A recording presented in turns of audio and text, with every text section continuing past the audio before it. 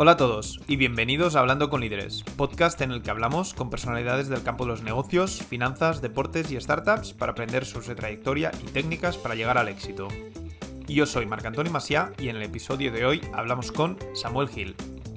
Samuel es partner en JM Ventures, una firma de Venture Capital con oficinas en Madrid y Barcelona que invierte en las primeras etapas de startups tecnológicas. Además, Samuel publica semanalmente Suma Positiva, la newsletter más seguida del mundo startup en España. Antes de entrar en el mundo del Venture Capital, Samuel trabajó como trader de derivados en Iberdrola y como consultor tecnológico en Accenture.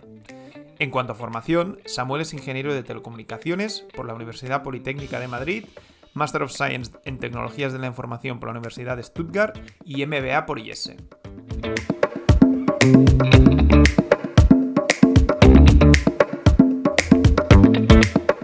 Empezamos fuertes esta segunda temporada con el sorteo de unos AirPods entre todos los nuevos suscriptores. Para poder participar en el sorteo, lo único que tienes que hacer es suscribirte a través de la página web novicap.com/sorteo antes del 31 de enero. Repito, es muy sencillo. Para entrar en el sorteo de unos AirPods, lo único que tienes que hacer es entrar en la página web novicap.com/sorteo y suscribirte antes del 31 de enero.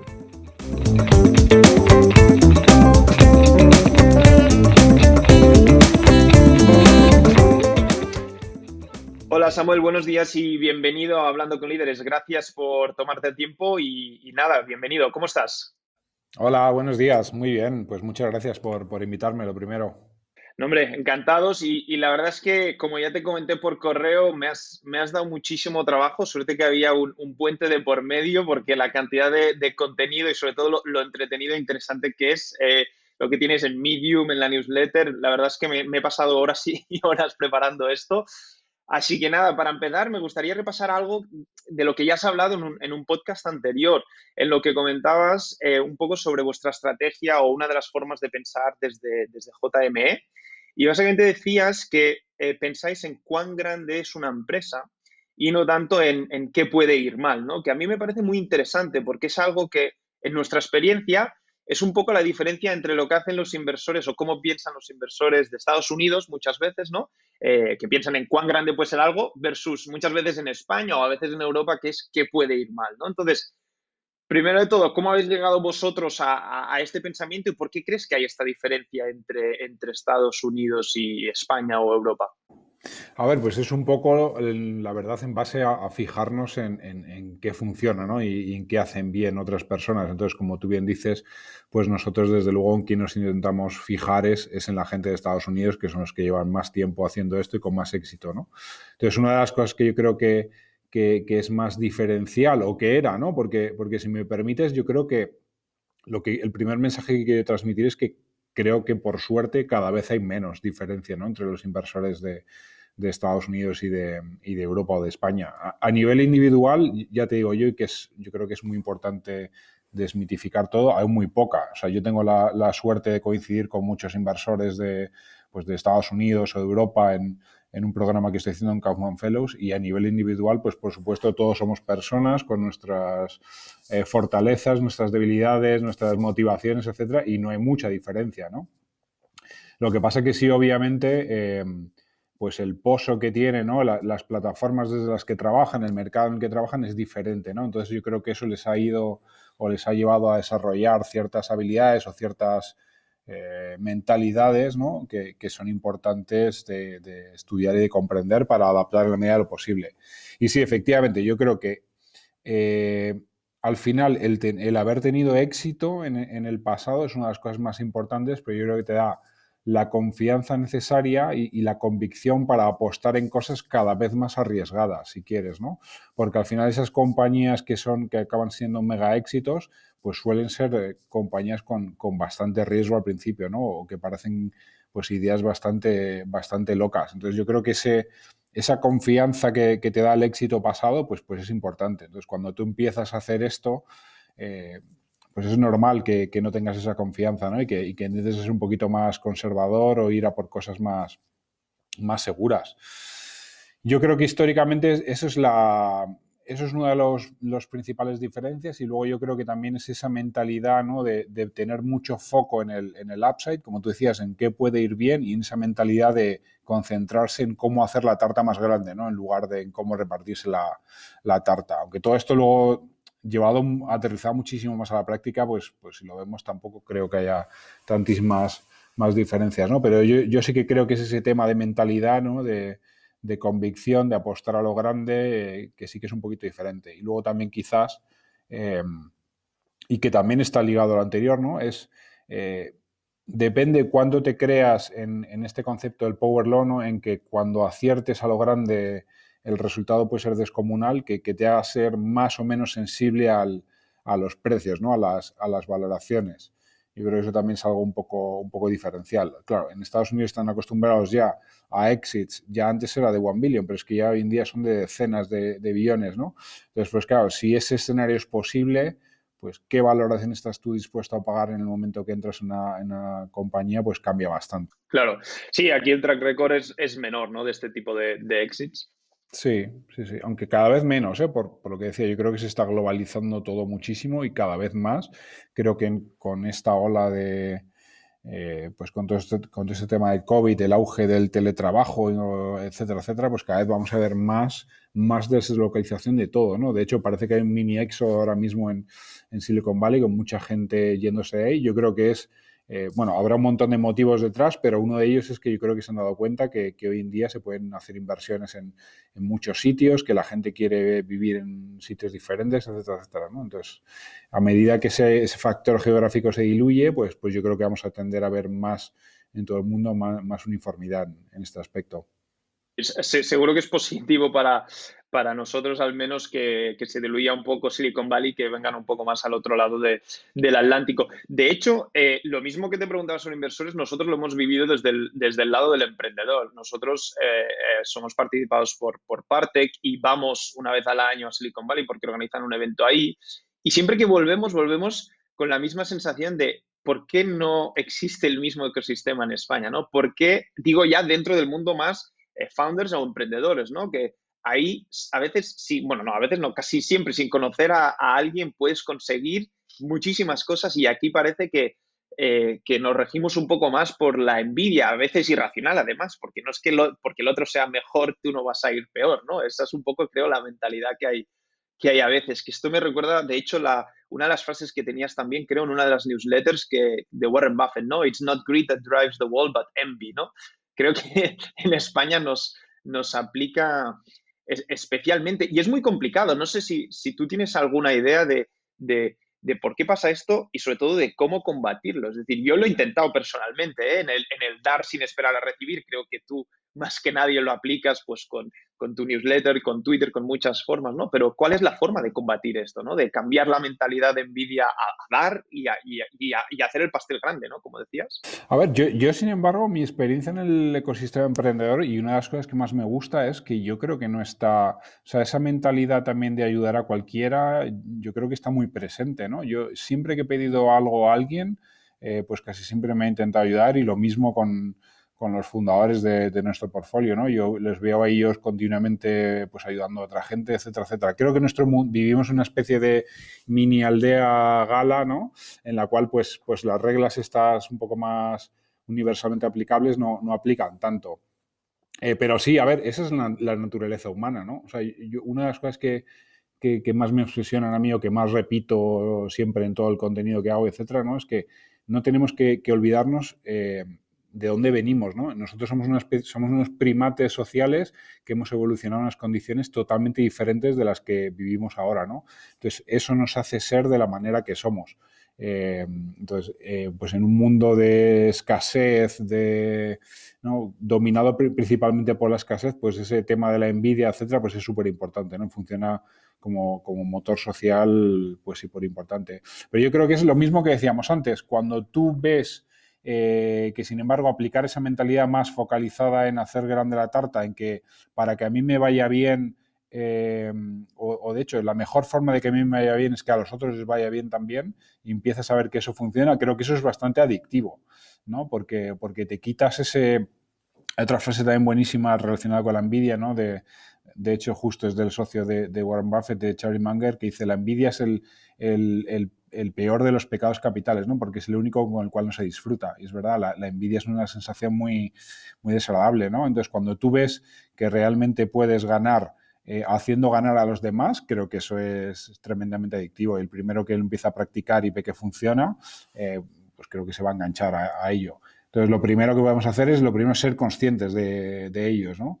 Que es un poco a veces, pues, uno de los mensajes o el nombre de hecho que elegí para la newsletter tiene que ver con eso, ¿no? Con cómo mentalizar a la gente de que el mundo está, si los ves con los ojos adecuados, de juegos de suma positiva en lugar de juegos de suma cero, de suma negativa, ¿no?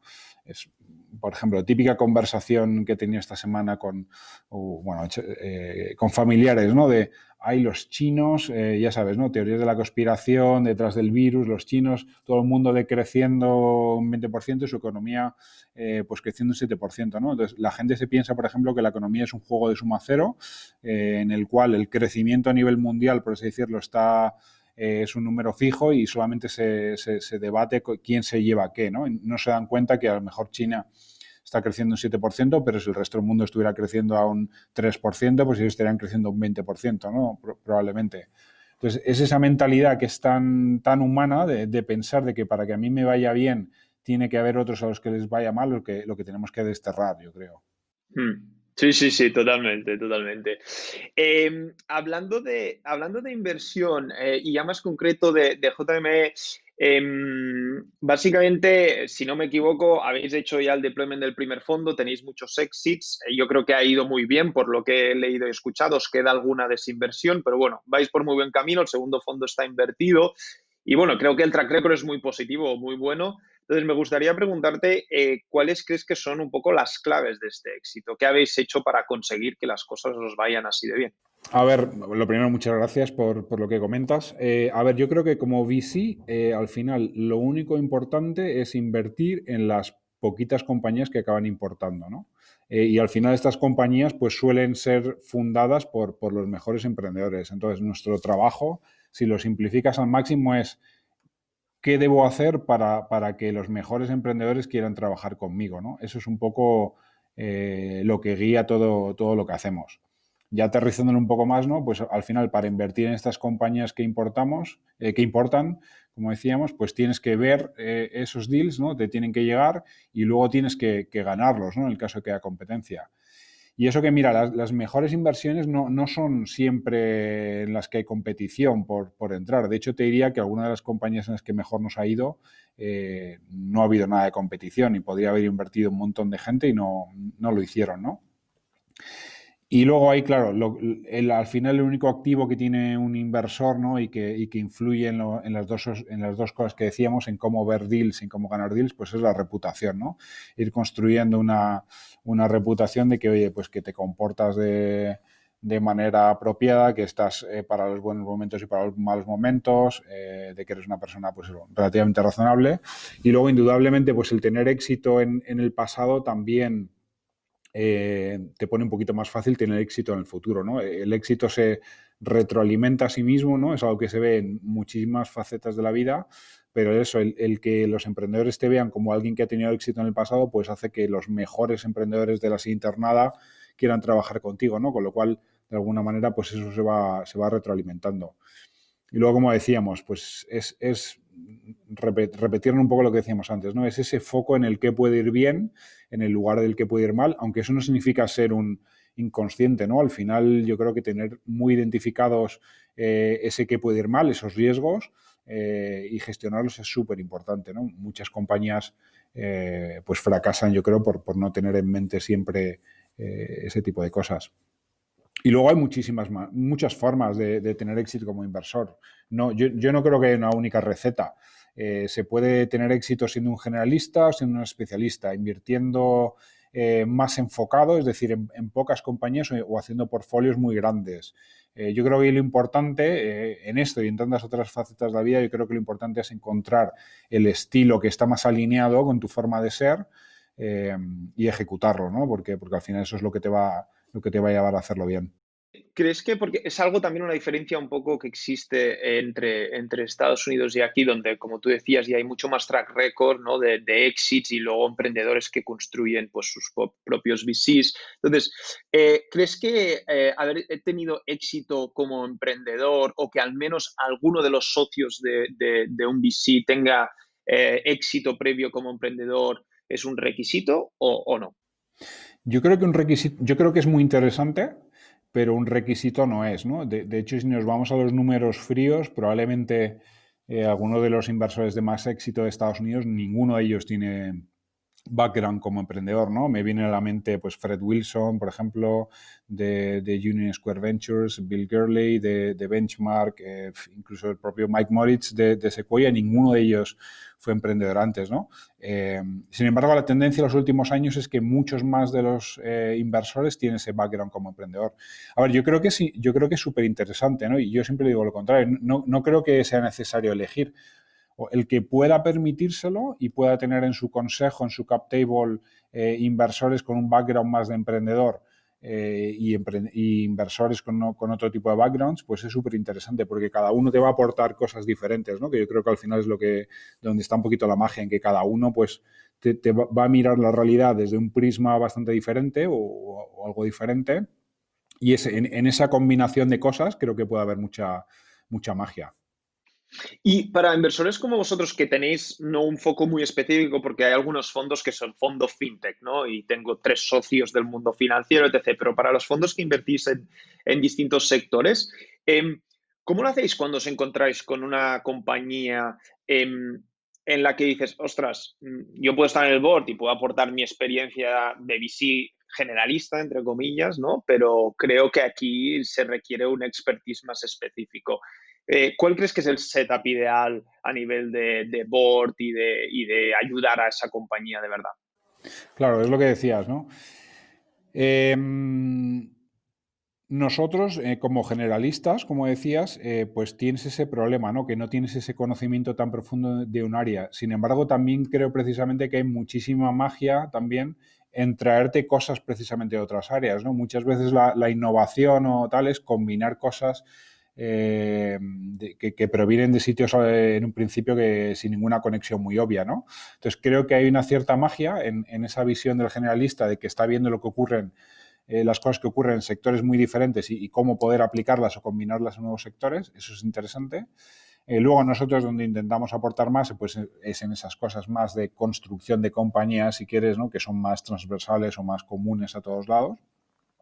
Y luego, por supuesto, pues si puedes combinar, yo creo que un setup ideal es lo mismo que decíamos antes, combinar, ¿no? Los distintos tipos de perfiles. Si puedes tener un generalista y un especialista, pues creo que eso es ideal, ¿no? Nosotros muchas veces pues coinvertimos con ese tipo de fondos o con business angels, ¿no? Que también son muy especialistas en determinadas áreas, que además suelen aportar también esa pata de operador, ¿no? De experiencia como operador. Entonces yo creo que lo mismo que decíamos antes, el setup ideal es tener de todo. Lo que pasa es que obviamente la realidad es más complicada, ¿no? Y no siempre se puede, ¿no? Entonces también va un poco a gusto del consumidor. Yo creo que al final esto es un negocio tremendamente de personas en los dos sentidos y al final el emprendedor tiene que ver un poco con quién se siente más a gusto, ¿no? En el caso de que se vea obligado a elegir o que tenga que elegir. Hablando de personas, una de las frases que comentabas y me gustaría profundizar en ella en un podcast anterior, decías, invertir se parece más a la psicología que a las matemáticas. Cuéntanos o profundicemos, ¿qué significa esta frase? Sí, la gente cuando dices a la gente que eres inversor, se piensan que tu trabajo es mirar Excel y hacer proyecciones financieras y demás, ¿no? Cuando lo que hacemos nosotros yo diría que es casi lo opuesto. Nosotros al ser inversores en etapas muy tempranas de las compañías, lo que miramos es los aspectos mucho más cualitativos, ¿no? Y fundamentalmente lo que te decía, lo que miramos principalmente es que nos gusten los emprendedores. Pero es que luego si esto casi se puede extrapolar a casi cualquier otro área de la inversión. O sea, al final las empresas son gestionadas por personas y crean productos que son comprados por personas. Y las personas en el fondo somos mucho más irracionales de lo que creemos y quizás irracional es una palabra que no me gusta, ¿no? Porque parece eh, que tiene unas connotaciones ciertamente negativas, pero la realidad es que hacemos lo que hacemos por factores mucho más ajenos a nuestra conciencia, a nuestra parte más racional de lo que creemos, ¿no? Entonces, entender esa psicología humana creo que es importantísimo desde cualquier punto de vista, desde el punto de vista de la gestión de personas, desde el punto de vista del marketing, desde el punto de vista de desarrollo de productos. Al final es lo que te decía, ¿no? Creamos productos que satisfacen necesidades de personas, que tenemos que convencer a personas para que los compren, tenemos que trabajar con ciertas personas y persuadirlas para que hagan lo que queremos que hagan. O sea, al final la psicología, entender cómo funciona la psicología humana, creo que es la habilidad prácticamente más importante, casi como inversor y incluso como emprendedor o como gestor. Y os ha pasado os ha pasado alguna vez de tener un equipo fundador muy bueno, pero que le falta eso? Es decir, un equipo pues que le falta la parte más quizá de empatía, más de entender a las personas, ¿no? Que como tú dices es totalmente clave para vender, para gestionar equipos y para cualquier cosa, ¿no? A veces puedes tener un perfil muy técnico, ¿no? De, de lo que sea, pero que le falta eso. ¿Os ha pasado? Y en caso de que sí, ¿cómo se soluciona, ¿no? Sí, a ver, sí, nos ha pasado y nos pasa, ¿no? Y a nosotros incluso también, ¿no? Una cosa es lo que dices y luego otra cosa es lo que haces, ¿no? Eh, a ver, mi mensaje ahí es para las personas que son muy racionales o que están dominadas por este lado del cerebro así más racional, ¿no? Es intentar convencerles de que precisamente lo racional es esto, ¿no? Lo racional es que a la hora de lidiar con personas, las personas no funcionan como la física, ¿no? Que no responden a unas leyes inmutables en las cuales siempre que hay determinados inputs se producen determinados outputs, ¿no? Entonces, creo que la misión nuestra en ese caso es convencerles precisamente de eso, de que lo racional es no hacer siempre lo que parece a priori parecería racional, sino que hay que encontrar la manera de que ese mensaje llegue, de que ese producto se compre, etcétera, etcétera. Y para eso hay que probar cosas. Y lo dicho, lo que a priori o en apariencia podría ser irracional es tremendamente racional si lo piensas. Esto me recuerda a una de las cosas que hablamos con Jesús Monleón en un episodio anterior, donde decía que una de las características de los emprendedores, o uno de los errores principales, era el ser tozudo, ¿no? Y bueno, al final, como todos sabemos, para emprender tienes que ser un poco tozudo, ¿no? Porque si no, a veces no empezarías una empresa que todo el mundo te dice que va a ir mal o que estás loco o lo que sea, ¿no? Pero por contrapartida luego tienes el problema este, ¿no?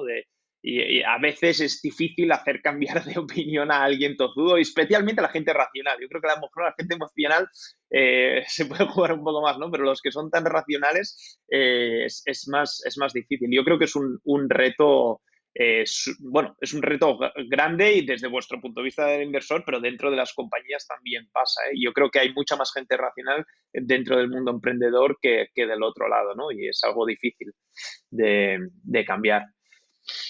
Em, por último, ya dentro de la parte de inversión, antes de pasar al siguiente tema, me gustaría hablar de qué creéis que es más importante. Y ahí saco una frase famosa de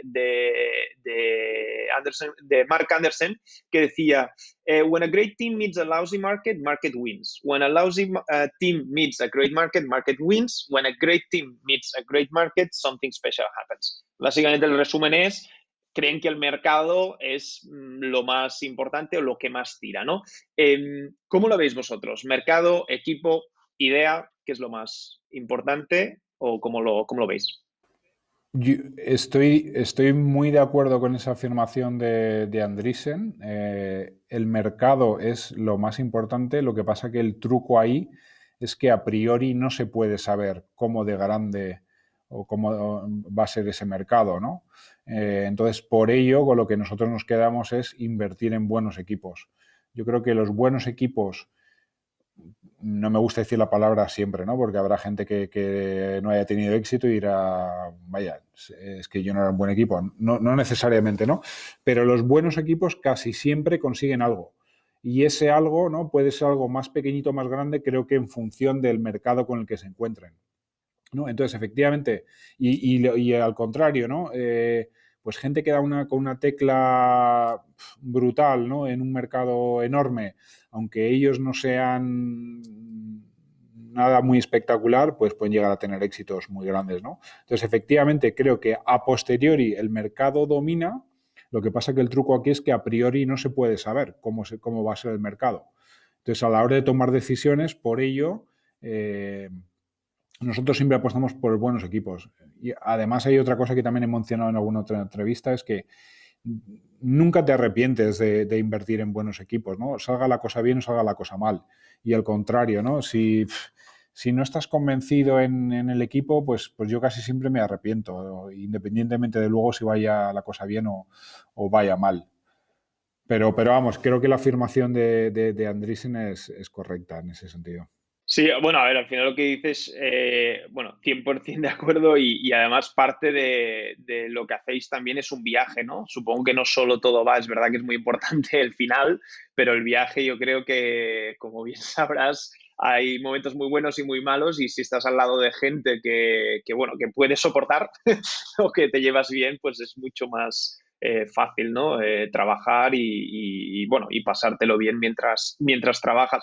Aquí hay un tema muy interesante porque estoy totalmente de acuerdo con lo del mercado, pero me gustaría preguntarte o profundizar en el tema de cómo analizáis los mercados. Es decir, tamaño de mercado es complicado, pero es algo que a veces más o menos puedes llegar a estimar. Pero lo que yo veo más difícil de todo, y no sé si vosotros tendréis algún modelo o forma de pensar o de analizar, es la evolución del mercado.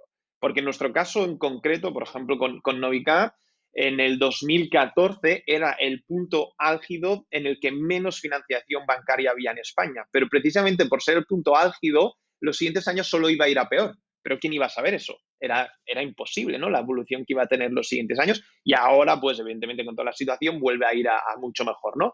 Pero ¿tenéis alguna forma de pensar, no tanto en tamaño, sino en cómo va a evolucionar? Yo hace tiempo que he renunciado ya a hacer cualquier tipo de predicción sobre el futuro, ¿no? Porque el futuro se encarga luego en demostrarte qué ingenuo eras, ¿no? Intentando predecir cualquier cosa. Yo creo que no, sinceramente no le prestamos mucha atención a ese tipo de cosas, ¿no? Porque la historia está plagada de gente que se la ha pegado, pero a la grande, ¿no? Haciendo predicciones sobre mercados y sobre su evolución. La realidad es que nadie lo sabe, o sea, el futuro es impredecible por definición y al final pues esto es un juego adaptativo, ¿no? En el cual es como una partida de cartas, ¿no? Hay que ir viendo cuál es la siguiente carta que va saliendo e ir adaptando en consecuencia. Claro. Pasando al siguiente tema, entramos en Suma Positiva. Supongo todos los oyentes conocerán, es una de las newsletters creo más leídas dentro del sector startup. Y lo primero que me gustaría preguntarte es, ¿qué te motivó a lanzar Suma Positiva? A ver, yo creo que lo primero y más obvio es, yo creo que lo hago porque me gusta hacerlo, ¿no? En el sentido de si no, creo que es bastante complicado. Me imagino que un poco lo mismo que tú con este podcast, si no te gustase hacerlo, creo que es un trabajo demasiado arduo y demasiado duro como para hacerlo, ¿no? Y luego, por supuesto, que el buen feedback que me da la gente, pues me da alas, ¿no? Para seguir haciéndolo. A ver, yo creo que luego motivaciones, pues las más obvias, por así decirlo, o las más, y luego sí que te cuento alguna que con el tiempo me he dado cuenta que también tenía, ¿no? La más obvia, yo creo, pues oye, yo lo que quería es pues compartir un poco conocimiento, ¿no? Difundir conocimiento y una filosofía de cómo hacer las cosas para que cada vez en el ecosistema español pues seamos capaces de crear mejores compañías, ¿no? Luego a mí, a nivel más personal, pues me fuerza muchísimo a aprender y a escribir, ¿no? Si no tuviera ese deadline continuo de todos los sábados, pues escribir algo de una cierta longitud y una cierta profundidad sobre algo, pues a lo mejor no sé si lo haría, ¿no? Y luego, por supuesto, también sirve, pues eso va muy ligado a que satisface mi curiosidad personal, ¿no? Por eso a veces escribo temas un poco más esotéricos que los puramente empresariales, ¿no? Por así decirlo. Luego, desde el punto de vista más transaccional, pues sin duda que me trae Dealflow, ¿no? Pues cuando hablo de longevidad, pues me llegan un montón de compañías vinculadas al mundo de la longevidad. Cuando hablo de determinados temas, me llegan cosas ligadas a esos temas, que son temas que a mí me interesan además, ¿no? Y sobre los cuales, además, pues he desarrollado un cierto expertise. Entonces es muy buen tema. Y luego pues creo que también me da un poquito de marca personal, ¿no? A la hora de pues eso, como te decía, de intentar convencer a los emprendedores de que quieran trabajar conmigo, pues también me ayuda. Y luego viendo un poco, ¿no? Como te decía, en este análisis que he hecho así un poco más profundo, si quieres, mira, yo creo que cuando invertimos en una compañía hay una simetría de información brutal. Desde el punto de vista del inversor, nosotros hay muchísimas cosas de la realidad de la compañía que desconocemos.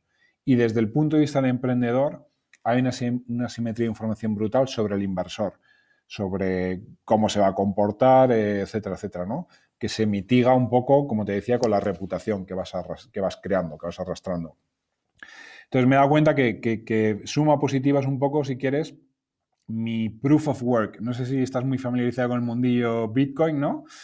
Pero suma positiva es mi señal a los emprendedores un poco de cómo creo que soy, ¿no? Pues oye, soy una persona pues curiosa, relativamente trabajadora, ¿no? Que cumple con los deadlines que tiene, que intenta ayudar, etcétera, etcétera, ¿no? Entonces, a lo mejor, inconscientemente, lo que transmite suma positiva a los emprendedores es esto, ¿no?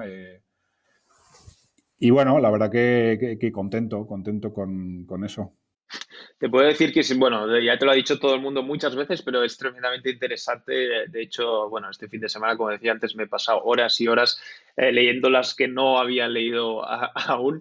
La verdad es que es curioso porque tu respuesta casi, creo que tal cual la podría usar para responder el porqué de la existencia de este podcast y de seguir con él. O sea, prácticamente es lo mismo, excepto Dealflow, aunque bueno, no le llamamos Dealflow, pero Deals en Novicam, pero es exactamente lo mismo. Esperemos que un poco entre todos el compartir este conocimiento anime a más gente a compartir y al final pues cambiemos esa mentalidad que decíamos al principio.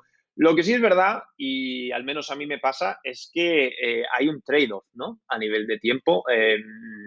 Lo primero que me gustaría preguntarte es ¿cuánto tiempo le dedicas a esta newsletter? Es decir, ¿cuánto tiempo te lleva crear este contenido de esta calidad? Pues la verdad que me lleva bastante tiempo, ¿no? O sea, un poco en respuesta tipo consultoril, ¿no? De, oye, ¿por qué me cobras 10.000 euros por una hora de consultoría, ¿no? Y si te cobro 10.000 euros por una de consultoría y por los 40 años previos, ¿no? De experiencia profesional, ¿no? Entonces, aquí es un poco lo mismo. Aquí yo creo que la producción del contenido, pues me lleva bastante tiempo. Yo diría que me lleva de media unas 8 horas a la semana.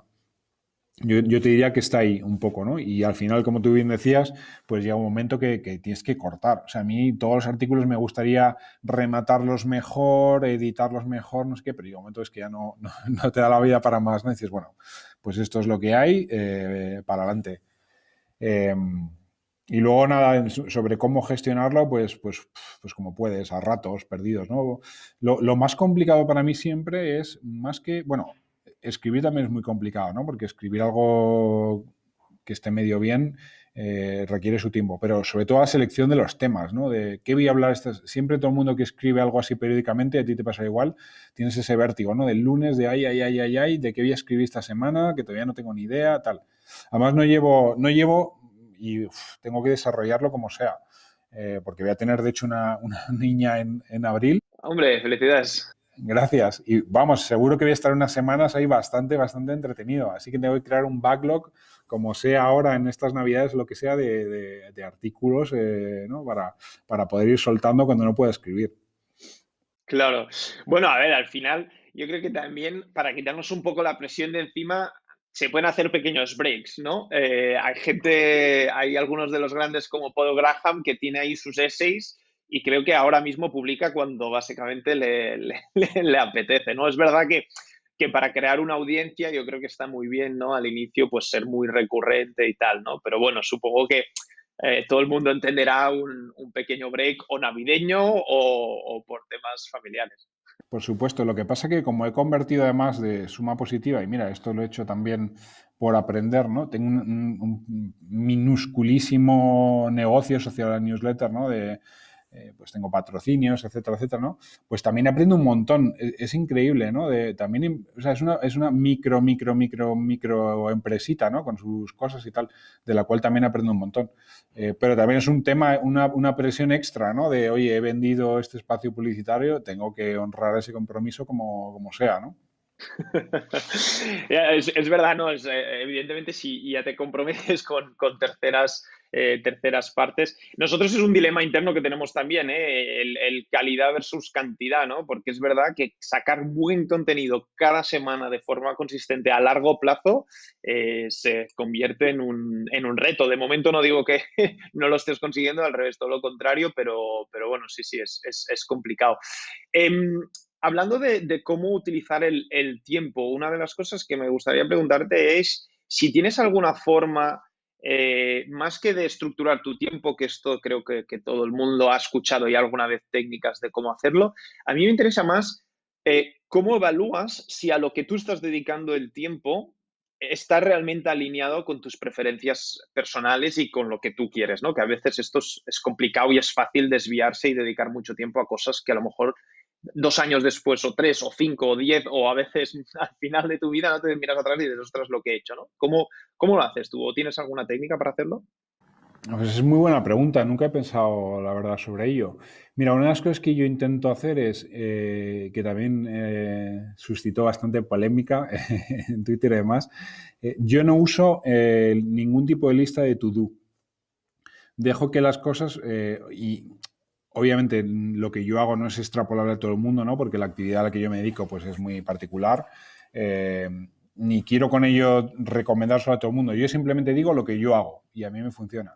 Entonces, yo no uso ninguna lista de to-do, entonces dejo que las cosas importantes se filtren solas. O sea, creo que las cosas que son o que tienen la importancia suficiente no se me van de la cabeza, ¿no? Por la propia importancia que ellas tienen, y las que son menos importantes pues se van de alguna manera escurriendo, ¿no? Y como no tengo ahí ningún reminder continuo, deberías hacer no sé qué, pues eso es un poco la técnica que yo utilizo, pero la utilizo no de manera muy consciente, sino porque es como a mí me gusta operar de alguna manera, ¿no?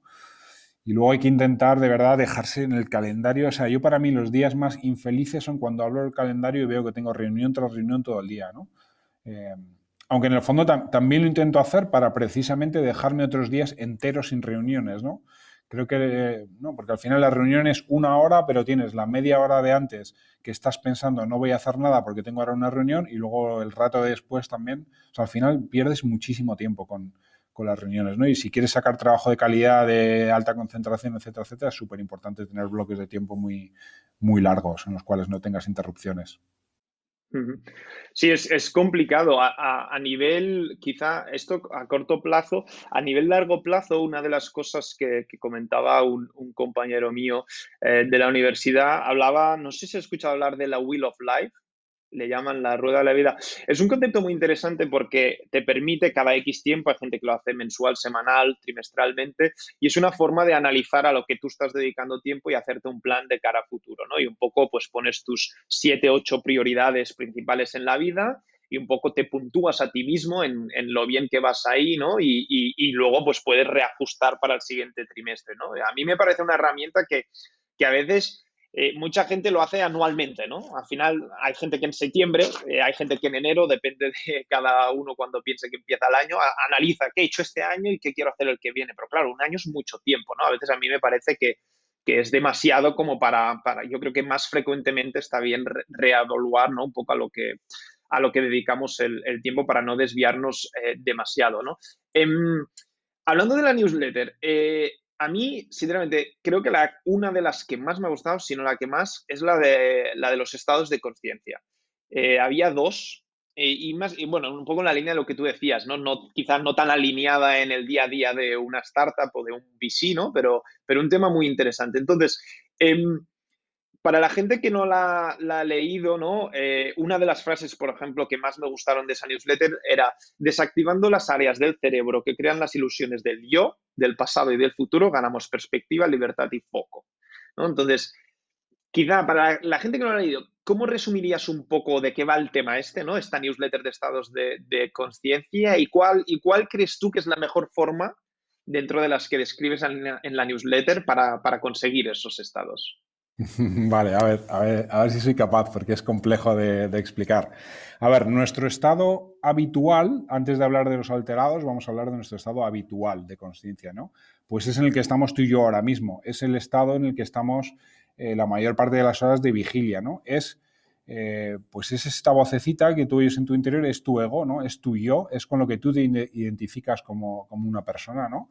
Y eso a nivel más físico-químico, pues está caracterizado por la activación de un área del cerebro, en concreto del córtex frontal. Sin embargo, nuestro cerebro es mucho más que todo eso, ¿no?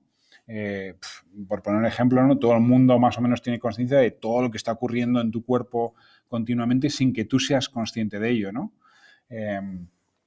Entonces, nuestro modo habitual de consciencia tiene una forma muy particular o está optimizado para ciertas tareas. Y esto, a su vez, como decíamos, volviendo al tema evolutivo, todo lo que hacemos al final somos como somos porque ser de esa forma ha maximizado históricamente nuestras probabilidades de supervivencia, ¿no? y de reproducción. Entonces, este modo está diseñado para eso. En el caso de los humanos hemos tenido tantísimo éxito como especie por nuestra capacidad de detectar patrones y de hacer predicciones, etcétera, etcétera, ¿no?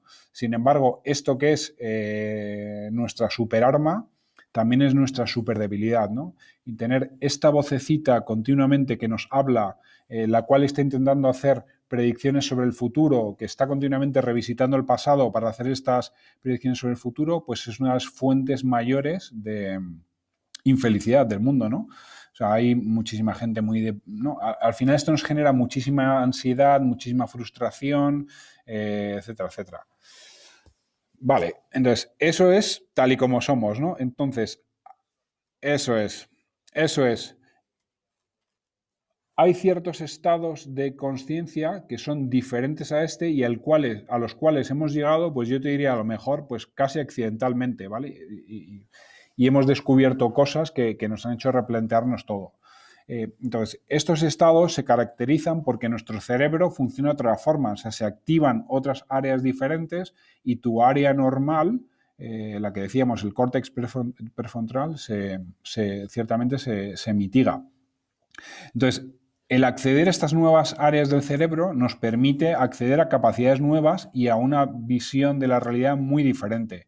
Como decías tú antes, el área habitual, o sea, nuestra percepción del tiempo es una ilusión, entre comillas, que fabrica nuestra mente, ¿no? Y lo mismo, es una ilusión que fabrica para ser conscientes de qué es el pasado, qué es el futuro, etcétera, etcétera. Sin embargo, todo el mundo cuando está entretenido, cuando hace algo que le gusta, su percepción del tiempo cambia, ¿no?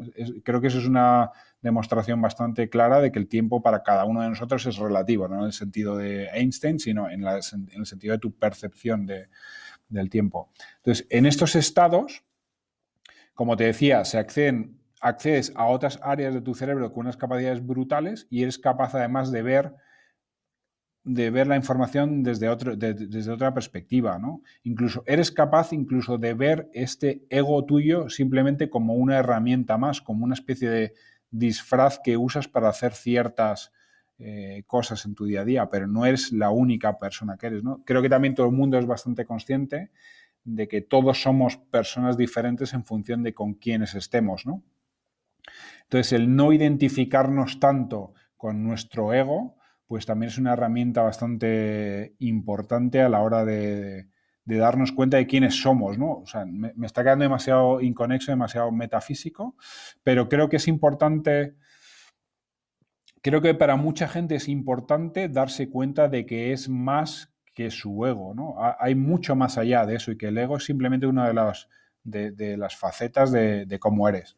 Entonces, a estos, como te decía, a estos estados históricamente pues hemos accedido de muchas formas. Pues como te decía, el flow, por ejemplo, que es lo que se llama también estar en la zona, ¿no? Y del cual hablan mucho los artistas, los deportistas. Cuando estás haciendo algo que realmente requiere de muchísima concentración y que te gusta muchísimo, pues prácticamente tu noción del espacio y del tiempo todo se diluye, incluso de tu ego, ¿no? Te fundes prácticamente a mí que me gusta mucho la música, por ejemplo, los músicos se ve muy claramente cuando están haciendo una performance en el escenario, ellos están completamente fusionados con lo que hacen, ¿no? No son conscientes de ellos mismos, pierden esa conciencia de yo soy esta persona que está aquí haciendo esto, simplemente lo hacen. Y eso es súper potente. Luego otra gente que también accede a estos estados de manera muy clara es a través de la meditación, ¿no? Los monjes budistas, ¿no? Que tienen estas experiencias pues casi supernaturales, ¿no? Y lo mismo, incluso se cree que la gente que tiene pues experiencias cercanas a la muerte, contactos no sé, con seres divinos, etcétera. Todo esto tiene mucho que ver con este paso que das de tu plano más racional, tu plano más irracional, ¿no? A estas otras áreas del cerebro que te hacen de repente procesar chorros de información de manera muy diferente, ¿no? Y te dan esa sensación de, hostia, he trascendido a mi cuerpo, me he fusionado con algo mucho más grande, ¿no? Y tiene esa explicación realmente detrás. Y luego, por supuesto, otro tema que siempre ha sido muy tabú, aunque ahora está en pleno auge, pues es todo el tema de las sustancias psicodélicas, ¿no? De ciertos tipos de drogas, que lo mismo te provocan de forma química pues este cambio en el modo de operación de tu cerebro, ¿no? Y que ahora pues está demostrando que tienen muchísimas aplicaciones en campos médicos para tratamientos de depresión, de tratamiento del síndrome de estrés postraumático, todo ese tipo de cosas. El mismo alcohol, ¿no? También es una de estas sustancias. Sin duda, sin duda. O sea, sí, es súper interesante como, o sea, los humanos creo que se cifra me parece que eran 4 billones de los españoles, es decir, 4 millones de millones de euros que se gasta la humanidad al año en escapar de nuestro ego, ¿no? Al final la gente efectivamente bebe porque efectivamente te permite de alguna manera lo que decimos desinhibirnos, ¿no? Es eso de olvidarnos un poco de quiénes somos, de todos los tabúes que tienes sociales metidos en la cabeza, etcétera, etcétera. Pero como eso se puede extrapolar a millones de cosas, ¿no? Los videojuegos son experiencias tremendamente inmersivas. Casi cualquier tema de entretenimiento tiene que ver un poco con ese tipo de cosas, por no hablar ya de psicología, psiquiatría, drogas, etcétera. Todo eso tiene que ver con cómo luchar con nuestro ego, que es, como decíamos, nuestro superpoder, pero a la vez también una pequeña maldición, ¿no? que tenemos. Claro. ¿Cómo lo veis vosotros desde el punto de vista de inversión? Porque en Estados Unidos, como tú dices, es un trend clarísimo, ¿no? de inversión y algunos de los, no sé, business angels y VCs famosos, ¿no? El típico Tim Ferriss, pues, o Navals y similares están invirtiendo bastante en este tema, especialmente la parte de las sustancias, ¿no? O los psicodélicos. ¿Cómo lo veis vosotros? ¿Es algo que habéis analizado? Porque imagino que después de estas newsletters te habrán llegado proyectos, ¿no? No sé si de aquí o de fuera. ¿Cómo lo analizáis esto? Sí, relacionado con el tema de salud mental, de hecho hemos hecho una pequeña inversión, una compañía que se llama Nuna, que lo que hace no tiene que ver con el tema de sustancias, sino tiene que ver con esa parte más de la... Creemos que cada vez más gente va a acudir a terapia psicológica, psiquiátrica, etcétera, y cómo facilitar todo eso a través de la tecnología, pues creemos que tiene mucho, mucho futuro, y en ese sentido hemos invertido en una compañía que se llama Nuna. En cuanto a sustancias psicodélicas, etcétera, la verdad que con toda honestidad no nos ha llegado ninguna compañía. Supongo que no soy la inversión más fácil de aprobar probablemente, pero bueno, hemos hecho cosas también relativamente controvertidas, ¿no? Creemos que la magia está precisamente en hacer ese tipo de cosas que otra gente no quiere hacer o que pueden ser tabúes a día de hoy, etcétera, etcétera. Puede haber cosas muy interesantes, ¿no? Siempre considerando que son cosas positivas, ¿no? No sé cómo explicarlo. Pues el juego también es un tabú, ¿no? Por así decirlo. No vamos a invertir, te lo puedo garantizar en una cadena de salones de apuestas, ¿no? Por así decirlo. En cosas que sean controvertidas a día de hoy, pero que creamos humildemente que tienen un impacto positivo en la sociedad, en las personas, etcétera, pues lo haremos, ¿no? Otra inversión que hemos hecho recientemente pues con una componente controvertida es Enjoy, ¿no? Que es una app de contenido, es una app que con una componente sexual, ¿no? Orientada a mujeres, ¿no? Para que mejoren todo lo que es su vida sexual. Pues obviamente esta inversión no todo el mundo se atreve a hacerla o a mirarla, pero vamos, creemos que obviamente tiene un impacto súper positivo en la vida de muchísimas mujeres y ¿por qué no hacerla, no? Claro, claro. No, enhorabuena porque le veo todo el sentido del mundo, aunque parece sorprendente que aún tengamos que justificarlo, entre comillas, que tiene sentido una inversión de este tipo. En relación a lo que comentabas, un par de puntos. No sé si los tienes en tu estantería o en tu Kindle, pero hay un par de libros muy interesantes sobre lo que hablabas de la vocecita. Uno se llama The Untethered Soul y Surrender Experiment de Michael Singer. Eh, Libros muy, muy interesantes que hablan un poco de esta parte del ego y de la vocecita y tal, que creo que también hemos recomendado, pero bueno, lo pondremos en las notas del episodio. ¿Los has leído estos? ¿Los conocías?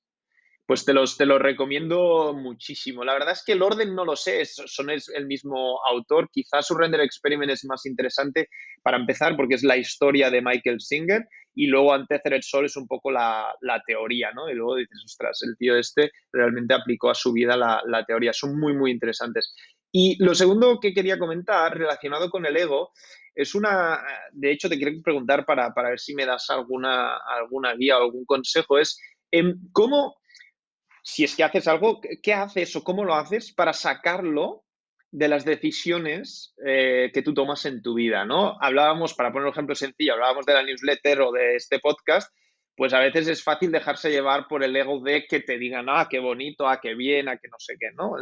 Bueno, ¿cómo haces para, a la hora de decidir, quiero seguir con mi newsletter o no, porque me lleva mucho tiempo, cómo sacas el ego de la ecuación si es que crees que se debe sacar de la ecuación el ego a la hora de tomar esta decisión? Buena pregunta.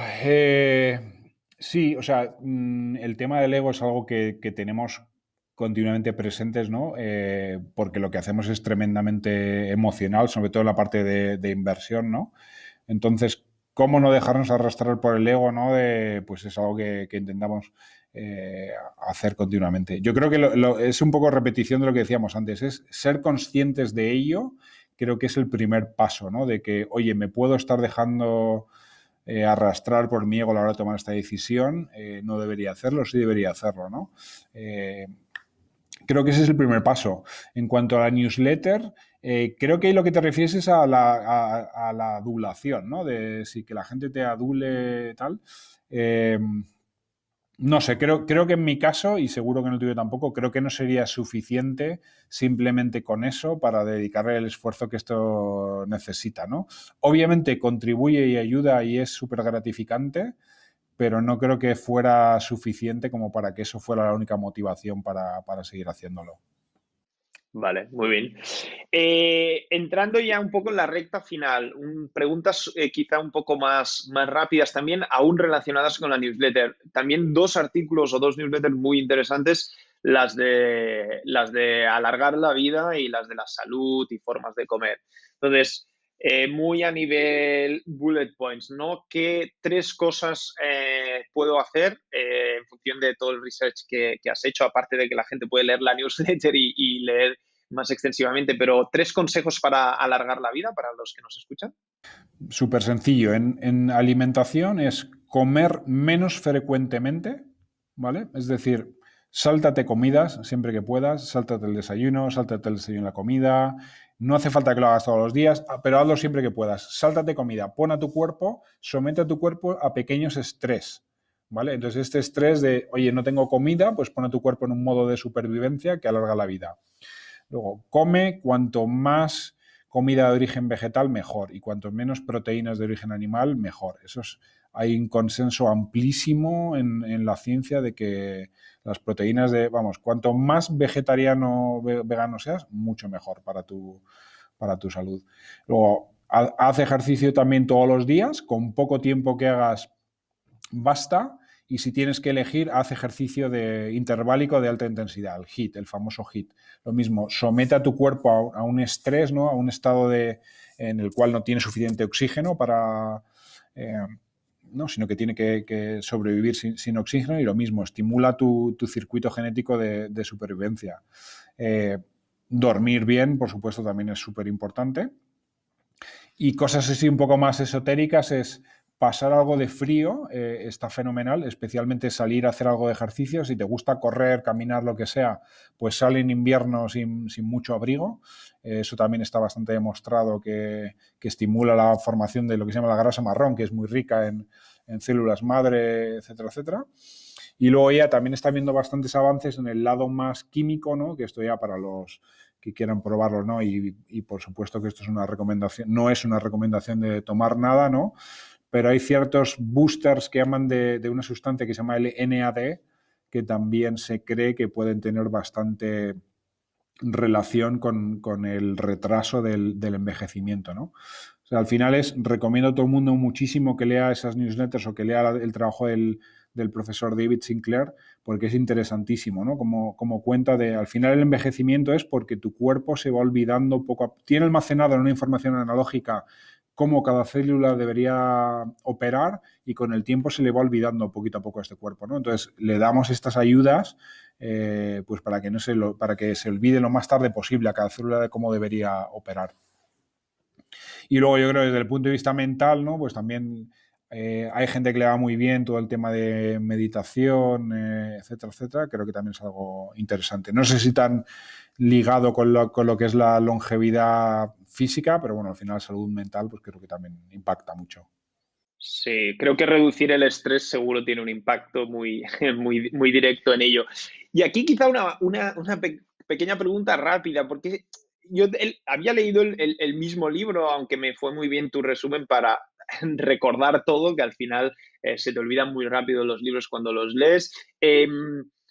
¿Cómo lo haces cuando...? Porque claro, muchas de las cosas que has dicho no son normales a los estándares de la cena de Navidad hablando con tu tía y le dices que no desayunas y tu tía te dirá, oye, pero si tú... o que te vas a hacer deporte sin comer o cualquiera de estas cosas, ¿no? Al menos yo personalmente me he encontrado resistencia con el entorno, incluso de gente joven, ya no de la tía mayor, sino de incluso amigos y tal.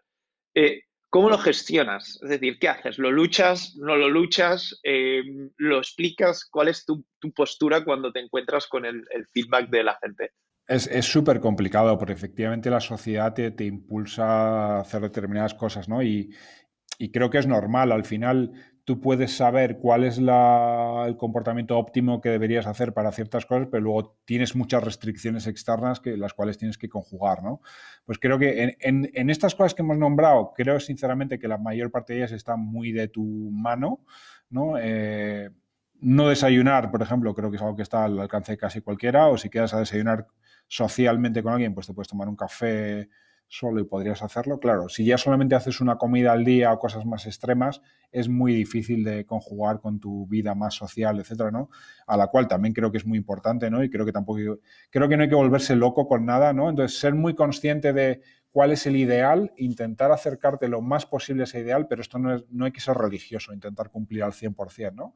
Pero yo creo que sí que tener muy claro qué es lo que dice la ciencia, y la ciencia buena, ¿no? De lo que está ya muy demostrado, etcétera, etcétera, saberlo e intentar acercarte lo máximo posible, pero oye, combinándolo con las restricciones externas, ¿no? De la sociedad, los amigos, los hijos, todo, hay muchas cosas. Los hijos es la siguiente que te iba, la segunda derivada que te iba a preguntar, ¿no? Porque a veces cuando ves ciencia, como tú dices, buena, porque está muy demostrado, o sea, el tema del fasting es algo, los ayunos es algo que creo que ahora mismo casi indiscutible. Pero aún así, ¿es algo que aplicarías a tu familia? Claro, yo no he leído sobre, por ejemplo, cómo aplican estos temas a niños. Y la verdad, desconozco totalmente. A lo mejor no aplica, ¿eh? Pero En niños, por ejemplo, en niños o en mujeres embarazadas es totalmente desaconsejable hacer ayunos. ¿Por qué? Porque tu cuerpo está continuamente, tu cuerpo tiene dos estados, básicamente. Estás en un estado anabólico, es decir, de creación de tejido, por así decirlo, o catabólico, que es lo contrario, no es de consumir energía. Entonces, un niño que hace crecer una embarazada, que hace? Pues ayudar a que se desarrolle un bebé. En esos estados es importantísimo estar continuamente en un estado anabólico, ¿no? Que es, por desgracia, lo que la mayor parte de la sociedad occidental está continuamente, ¿no? Nunca dejas que tu cuerpo consuma tus reservas de nada porque siempre estás comiendo continuamente, etcétera, etcétera, ¿no? Y eso genera muchísimos productos de desecho, no dejas que tu cuerpo se autolimpie, etcétera, etcétera, ¿no? Pero en esos casos es totalmente desaconsejable practicar el ayuno. Al igual que, por ejemplo, si tienes cualquier tipo de trastorno alimenticio de corte psicológico, anorexia, bulimia, etcétera, es totalmente desaconsejable. Pero yo no sé si tú has ayunado alguna vez, pero te das cuenta de que el abismo ese está ahí, de que dices, joder, es que vivo genial sin comer, cuando comes te sientas mal, o sea, entras con una especie de, o sea, es muy tentador el dejar de comer, entre comillas. Entonces, cualquier persona que tenga cualquier tendencia a caer en ese tipo de cosas, muchísimo cuidado. Y luego también, si eres diabético de tipo 1, es decir, tu cuerpo es incapaz de fabricar insulina, también es altamente desaconsejable, ¿no? Estas cosas siempre, y aunque los médicos, muchos de ellos, probablemente no sepan ni de qué les hablas, ¿no? Que es un poco el problema de este tipo de cosas, Sí, pero es mejor hacerlas bajo supervisión médica. Y al final sentido común, ¿no? Tu cuerpo al final pues sabe un poco qué te sienta bien, qué te sienta mal. Claro. Sí, a mí, por ejemplo, una cosa que me sorprende y no tengo mucha respuesta para ello es cómo, o sea, normalmente cuando veo a gente que hace dietas, casi nunca veo gente, por ejemplo, que haga ayunos, ¿no? O que deje de comer carbohidratos, que son cosas que yo he probado conmigo mismo y es brutal el impacto, como tú decías. O sea, con ayunos dejas de tener hambre, dejar los carbohidratos dejas de tener hambre. A lo mejor es que para alguien que necesita una dieta no le funciona, ¿no? Pero muchas veces sigo viendo las típicas dietas de, bueno, come lo mismo, pero un poco menos, ¿no? Y quítate un ingrediente, ¿no? Y yo pienso, ostras, esta gente está sufriendo, ¿no? Porque quiere comer más, se hace un mini plato de pasta, ¿no? Pero luego el craving de la pasta de media tarde lo tiene igual, ¿no? Y me sorprende cómo el mundo de la nutrición, o al menos el oficial, ¿no? De médicos y nutricionistas, parece que no ha incorporado todo esto aún. A lo mejor es que tú y yo no tenemos ni idea tampoco, ¿eh? No lo sé, la verdad. Totalmente. Sí, a ver, yo creo que poco a poco y cada vez más lo que muestra lo que tú comentas, es que mucha gente solo quiere que le digan qué tienen que hacer sin ellos entender un poco lo que están haciendo, ¿no? Cuando yo creo que en mi caso y en el de mucha otra gente es justo lo contrario. Y es, yo solamente soy capaz de hacer algo que requiere un cierto esfuerzo cuando entiendo mínimamente por qué ese esfuerzo me lleva a algo, ¿no? Eh, pero sí, efectivamente, pues el mundo de la medicina y también es muy entendible, ¿eh? Yo he estado últimamente experimentando con muchas, me encanta, ¿no? Jugar con estas cosas de biohacking, vamos a llamarle, ¿no? Y luego te das cuenta también por qué la medicina es muy conservadora en ciertas cosas, ¿no? Obviamente ellos tienen que, o sea, es muy entendible su postura también. Sí, a ver, tiene que aplicar a todo el mundo, como tú decías, y es verdad que puede ser muy perjudicial, ¿no? Como pues imagínate lo que decías, alguien se pone a hacer ayunas a su hijo, a una mujer embarazada, y el resultado de eso es mucho peor que hubiese comido normal, ¿no? O lo que sea. Entonces, sí, totalmente. Pues para ir acabando, creo que muchas de estas cosas que estamos hablando vienen de aprendizajes, ¿no? Y muchos de estos aprendizajes intuyo que vienen de leer, ¿no? Y de aprender a través de otras personas que han escrito o que tienen vídeos y contenido interesante del que aprendemos. Y antes de pedir la recomendación obligada de libros, porque esta no te vas a escapar, antes de ello, ¿cómo, ¿cómo has construido el hábito de aprender? Porque creo que es el primer paso. Podemos recomendar todos los libros del mundo, pero si alguien no tiene el hábito, la curiosidad, la inquietud, creo que no los va a leer. Así que, ¿cómo desarrollaste tu hábito, tu curiosidad para leer y para aprender?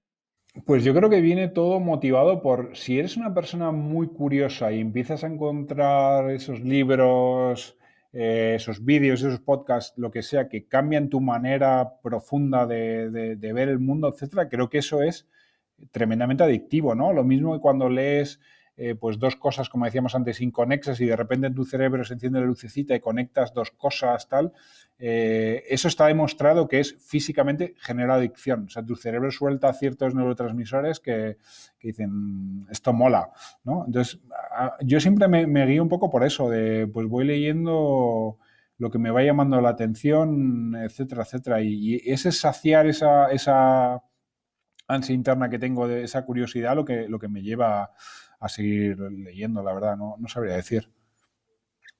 Creo que engancha. Cuando lo pruebas y ves que funciona, creo que engancha. Sí, yo siempre, sí, siempre lo que le digo a la gente es que creo que lo más importante, a mí me pasaba de pequeño que me daban muchas novelas y la verdad es que a mí de niño no me gustaban muchas de las novelas, ¿no? Y fue hasta que fui un adolescente y empecé a leer libros, me acuerdo, uno de los primeros temas fue el lenguaje corporal, ¿no? Que me motivó y a partir de ahí, ¿no? Dije, ostras, a mí sí que me gusta leer, lo que no me gustaba era leer lo que me estaban dando, ¿no? En el cole, que a lo mejor no me interesaba, ¿no? Entonces yo creo que empezar a leer algo que te interese tremendamente es la forma, ¿no? De empezar a viciarte, ¿no? Eso es, totalmente.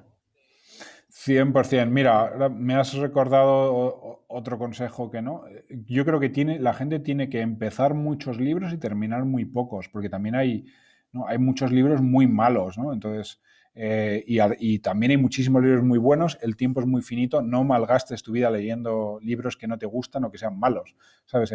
Por suerte hoy en día un libro vale 10 euros, que creo que es algo al alcance de casi cualquier persona, ¿no? Pues mira, si has tirado 10 euros, pues vale tu tiempo muchísimo más que esos 10 euros, ¿no? Que además vas a tardar 3 meses en leerlo, ¿no? No, no, totalmente. Parece que como es muy fácil dejar de ver un vídeo de YouTube y muy difícil dejar un libro, ¿no? Y quizás por esto que dices del coste de los 10 euros, pero que al final los 10 euros ya te los has gastado, o sea que no van, por mucho que te leas el libro, no te van a volver al bolsillo, ¿no? Venga, pues ya por último y para acabar, no sé si tendrías pues una, dos, tres recomendaciones de libros quizá no recientes, vayámonos a algo que te haya pues impactado o cambiado la forma de ver las cosas. ¿Cuáles nos dirías? Vale, pues voy a intentar no repetirme, ¿vale? Con otras recomendaciones que he hecho. Hay un libro muy famoso que se llama The Score Takes Care of Itself, el resultado se cuida a sí mismo, ¿no? Que va muy enfocado al tema de no te enfoques, y va muy ligado a todo lo que decíamos ahora de estilo de vida, ¿eh? La gente está tremendamente obsesionada con los objetivos y nada con los procesos que te conducen a ciertos objetivos. Entonces, la tesis de este libro es, mira, no te obsesiones con que tienes que adelgazar 10 kilos o que quieres llegar a pesar 70 kilos. Obsesiónate en qué vas a comer hoy a mediodía, ¿no? Vive en el presente, es el único lugar en donde puedes actuar, así que crea los procesos para que te conduzcan a ciertos objetivos, ¿no? Cuando vayas a hacer la compra brócoli en lugar de chocolate, ¿no? Y pues creo que ese libro es bastante interesante en ese sentido. Eh, a ver, estoy navegando por aquí por mi Kindle y buscando cosas antiguas. No, iba a decir, mientras lo miras, yo creo que muy relacionado con este libro que has recomendado, The Power of Habit, o libros así parecidos que te hablan de hábitos, ¿no? Para cambiar las cosas. A mí una que me gustó mucho fue de un podcast que escuché, hablaba, y lo he probado, de cómo ir al gimnasio por la mañana. A mí me cuesta ir al gimnasio. Una cosa es hacer algo de deporte en casa y tal, más cómodo, pero ir al gimnasio me costaba, y escuché un podcast que hablaba de algo bastante friki, que era ir a dormir con la ropa del gimnasio puesta, porque te quitas las fricciones para hacer algo. En plan, te levantas y ya lo tienes listo para salir, ¿no? Y la verdad es que no lo he hecho más, pero lo probé un par de veces y es verdad que te facilita, porque te levantas, te ves vestido de gimnasio y dices, es que no puedo hacer otra cosa que ir al gimnasio, ¿no? Lo de la fricción es brutal. Tengo pendiente de escribir no sé si me dará para una newsletter, pero un post súper tonto relacionado con la fricción y mi garaje, ¿no? Bueno, no quiero desvelarlo, pero es como la fricción más mínima altera por completo el resultado de ciertas cosas. Otro libro también, un clásico, yo creo, ligado a otra, más a finanzas personales, si quieres.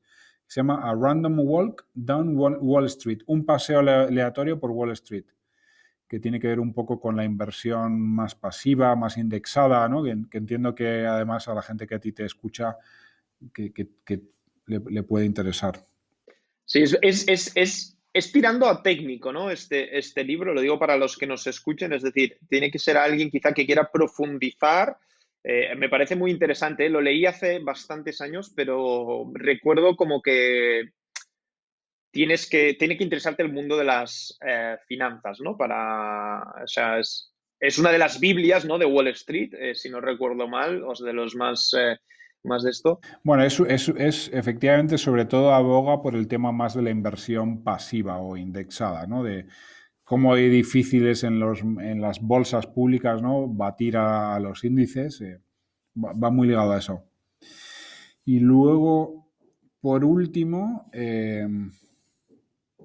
vaya hombre, se me ha ido. No, ok.